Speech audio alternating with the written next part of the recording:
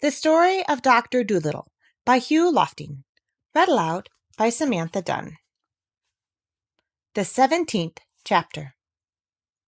The Ocean Gossips. Right away an axe was found, and the doctor soon chopped a hole in the door big enough to clamber through. At first he could see nothing at all. It was so dark inside, so he struck a match. The room was quite small. No window, the ceiling low. For furniture, there was only one little stool. All round the room big barrels stood against the walls, fastened at the bottom so they wouldn't tumble with the rolling of the ship, and above the barrels pewter jugs of all sizes hung from wooden pegs.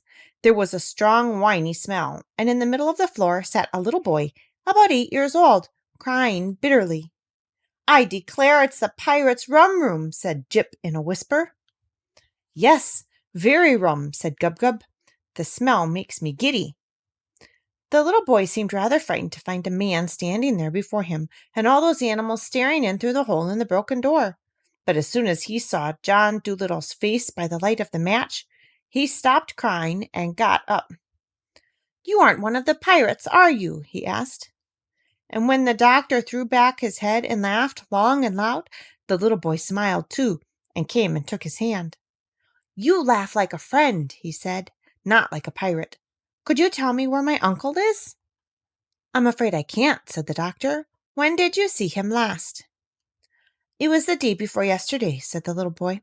"I and my uncle were out fishing in our little boat when the pirates came and caught us. Well, they sunk our fishing boat and brought us both onto the ship. They told my uncle that they wanted him to be a pirate like them, for he was clever at sailing a ship in all weathers.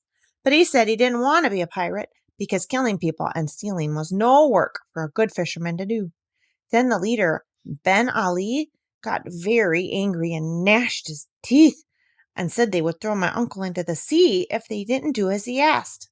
They sent me downstairs, and I heard the noise of a fight going on above. And when they let me come up again next day, my uncle was nowhere to be seen.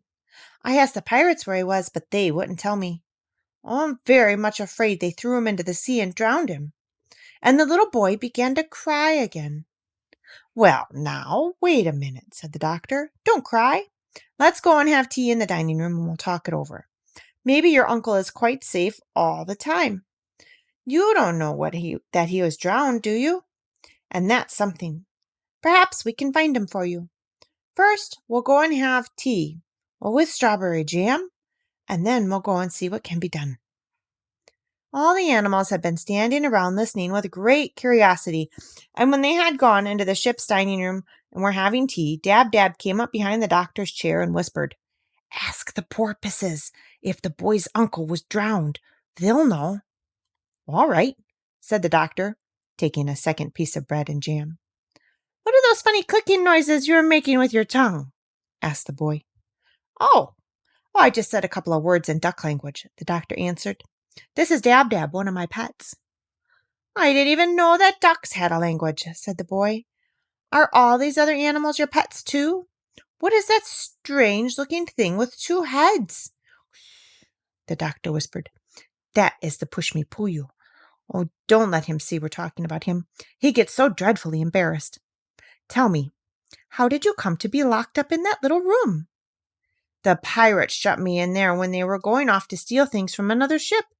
When I heard someone chopping on the door, I didn't know who it could be. Oh, I was very glad to find it was you. Do you think you will be able to find my uncle for me?"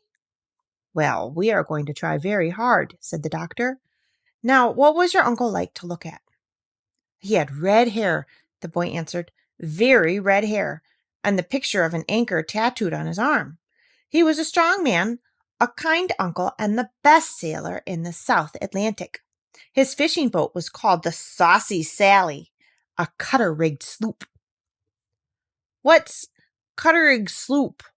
whispered Gub-Gub, turning to Jib. "Shh, that's the kind of ship the man had," said Jip. "Keep still, can't you?" "Oh," said the pig.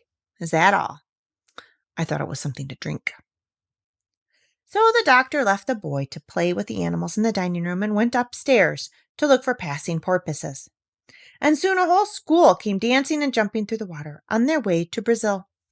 When they saw the doctor leaning on the rail of a ship, they came over to see how he was getting on. And the doctor asked them if they had seen anything of a man with red hair and an anchor tattooed on his arm. "Do you mean the master of the Saucy Sally?" asked the porpoises. "Yes," said the doctor. "That's the man." "Has he been drowned?" "Well, his fishing sloop was sunk," said the porpoises, "for we saw it lying on the bottom of the sea. But there was nobody inside it, because we went and looked." "His little nephew is on the ship with me here," said the doctor, "and he is terribly afraid that the pirates threw his uncle into the sea.